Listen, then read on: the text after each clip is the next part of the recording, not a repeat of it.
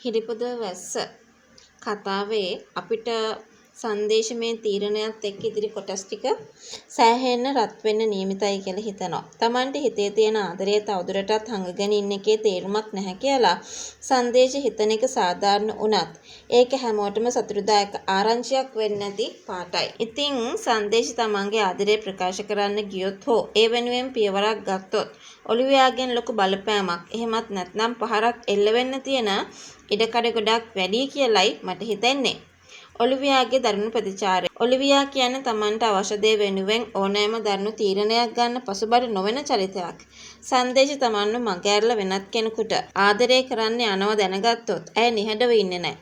මොකද තිදාශ තමන්ට අයිති කරගන්න ඔලිවියාට ඕනි කරනවා.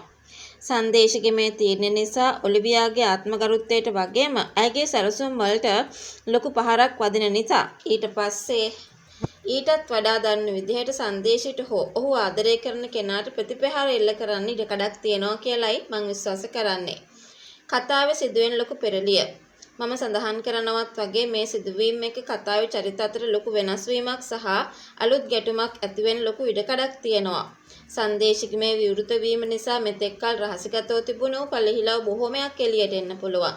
සංදේශී මුහුණ දෙන අභියෝගය හිතුවක්කාර විදිහට ආදරය ප්‍රකාශ කරන්න ගියාට පස්සේ ඇත්තටම කියනවා නම් ඔලිවියාගෙන් එන පීඩනය දරා ගන්න සංදේශයට ලොකු ශක්තියක් ඕන කරાવી. විශේෂයෙන්ම ඔලිවියා වට කරලා දෙන ගේම් එකෙන් බේරෙන්න සංදේශයට ලේසි වෙන්නේ නැහැ.